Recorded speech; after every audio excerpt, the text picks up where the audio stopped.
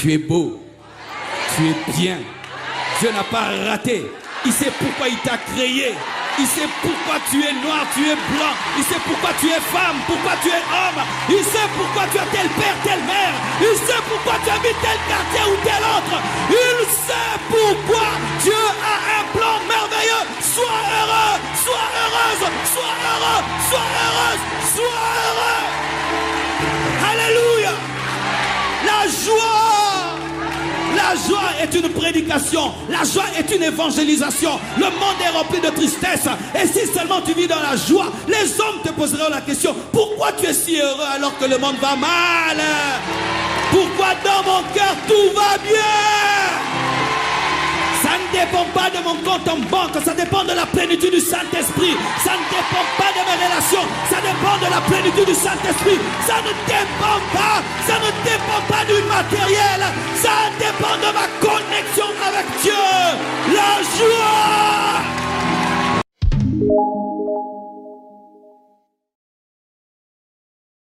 La joie.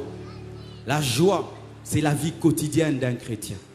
Un chrétien doit être réputé être joyeux, heureux. Souris-moi un peu. Certains, il faut des crics pour qu'ils sourient. Heureux. Quand tu es païen, tu peux être colérique. Quand tu es païen, tu peux être triste. Mais tu es le temple du Saint-Esprit. Jésus-Christ habite en toi. Tu es protégé par des anges. Ton nom est écrit dans le livre de vie. Dieu te connaît personnellement. Si tu meurs maintenant, tu vas au ciel. Et si Jésus revient, tu es enlevé. Tu as une destinée claire qui est écrite dans la Bible. Dieu est ton ami. Dieu est ton père. Jésus-Christ est ton grand frère. Tu es le fils du milliardaire, des milliardaires et des milliardaires, du milliardaire et des milliardaires, du milliardaire. Le roi des rois, le seigneur des seigneurs t'aime et il est mort pour toi. Comment un tel homme peut être triste? Réponds-moi, comment un tel homme peut être triste?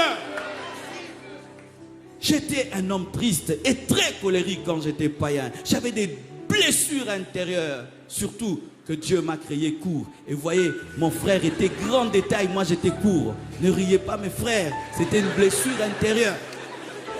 Et chaque fois que j'allais à l'école, j'étais devant. Tu vois, toute ma vie quand j'étais à l'école, les photos, j'étais toujours devant. Quand c'était les rangées, toujours devant.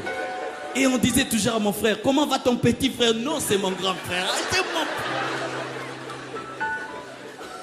Et des fois tu trouves une copine, me dit: mais ma soeur, je t'aime bien. Mais tu dis: Dieu, qu'est-ce que je t'ai fait? Et je ne m'aimais pas beaucoup. Mais quand Jésus est venu dans ma vie, j'ai découvert que j'étais grand, que j'avais une destinée et que ma taille, ce n'est rien du tout. Et quand j'ai voulu me marier, j'ai épousé une femme grande de taille. Pourquoi? Pour dire: je suis grand. Alléluia. Et mon fils, vous savez, mon fils, il a 11 ans, il m'arrive déjà là. Et il aime bien venir au côté: papa, papa, papa, papa. Et puis je dis: moi bientôt je serai le plus court de cette maison. Et ça te fait rien? Oh, mais ce géant là c'est mon fils, cette grande femme là c'est ma fille. Donc je suis plus géant que vous tous parce que je vous ai tous engendrés sous contrôle.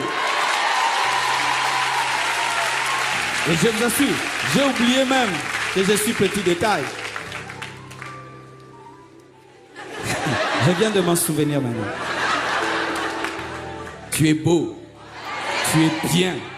Dieu n'a pas raté. Il sait pourquoi il t'a créé. Il sait pourquoi tu es noir, tu es blanc. Il sait pourquoi tu es femme, pourquoi tu es homme. Il sait pourquoi tu as tel père, telle mère. Il sait pourquoi tu habites tel quartier ou tel autre.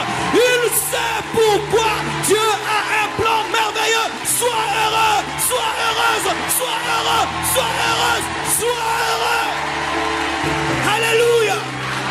La joie. La joie est une prédication. La joie est une évangélisation. Le monde est rempli de tristesse. Et si seulement tu vis dans la joie, les hommes te poseront la question: pourquoi tu es si heureux alors que le monde va mal? Pourquoi dans mon cœur tout va bien? Ça ne dépend pas de mon compte en banque, ça dépend de la plénitude du Saint-Esprit. Ça ne dépend pas de mes relations, ça dépend de la plénitude du Saint-Esprit. Ça ne dépend pas du matériel, ça dépend de ma connexion avec Dieu. La joie. La joie. La joie. La joie. La joie. La joie. La joie. La joie. La joie. La joie. La joie. Même si tu pleures, pleure avec joie. Même si tu as des larmes, que ce soit des larmes de joie, la joie. Même si papa est mort, j'ai la joie parce que Jésus-Christ est dans ma vie. Même si maman est morte, j'ai la joie parce que Jésus est dans ma vie. Même si mon mari est parti, ma femme est partie, j'ai la joie parce que Jésus vit dans ma vie.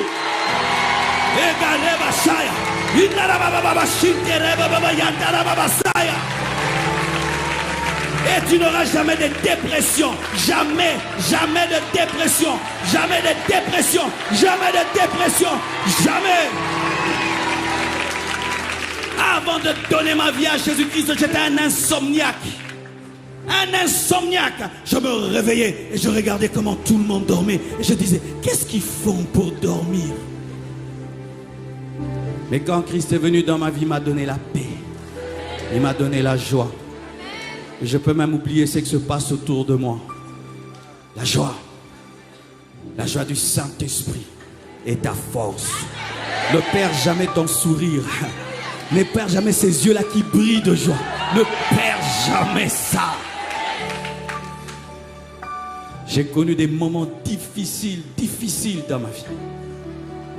Manquant de maison. Où m'habiller, où me changer, où mettre mes biens. Et je me regardais dans un miroir et je me disais à moi-même, ça va passer.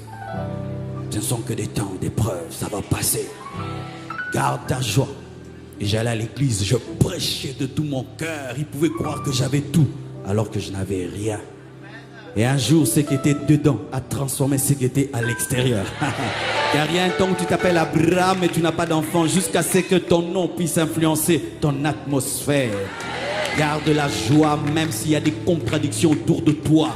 Garde la joie même si tout se passe à l'envers. Garde la joie même si tu vis des choses qui contredisent ta foi. La joie. Pourquoi tu souris? Dieu vit dans mon cœur. Pourquoi tu souris? Je suis le temple de Dieu. Pourquoi tu souris? Le maître du monde entier me connaît personnellement. Je ne sais pas quelle autorité de ce monde tu apprécies. Et imagine que cette autorité-là t'appelle. Hé, comment Kabangé? Est-ce que tu vas bien? Rien que là. Waouh! Tu sais, c'est lui qui m'a appelé.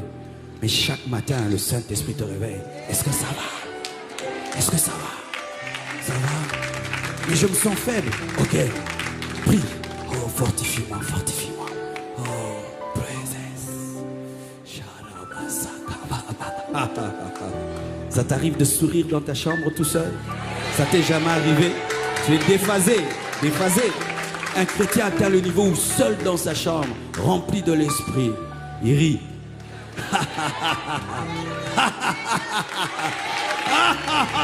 Oui, mon frère, la joie. Imagine, tu habites une avenue, tu es païen, et tu vois des chrétiens qui vont à l'église tristes.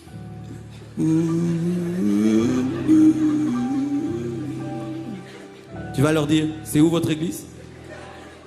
Mais tu habites l'avenue, tu vois des frères. Je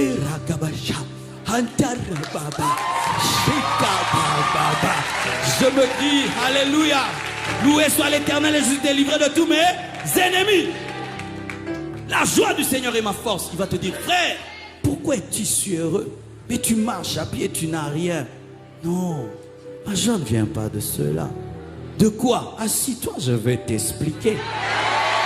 Tu sais, il y a un homme qui s'appelle Jésus. Il est venu sur la terre, il est mort à la croix. Il a versé son sang. Et après 3 jours, il est ressuscité d'entre les morts. Et alors que les disciples étaient dans la chambre haute, il a envoyé le Saint-Esprit qui les a remplis. Ce qui est arrivé dans Acte 2 m'est arrivé aussi. J'ai le Saint-Esprit en moi. Toi, tu as le Saint-Esprit. Comment on reçoit le Saint-Esprit? Agenouille-toi, dis Seigneur Jésus, je t'invite, entre dans ma vie et tu fais un disciple. Lorsque vous êtes rempli de tristesse, vous empêchez au monde de venir à Christ. Vous empêchez au monde de venir à Christ. Et tout le monde peut savoir sans prophétie que tu as des problèmes. C'est très dangereux pour les faux prophètes. Il ne faut pas faire ça en ce temps où il y a des faux prophètes. Ils vont savoir, rien que par ton visage que tu as des problèmes. Il faut avoir la joie, comme ça ils ne savent pas ce qui t'arrive.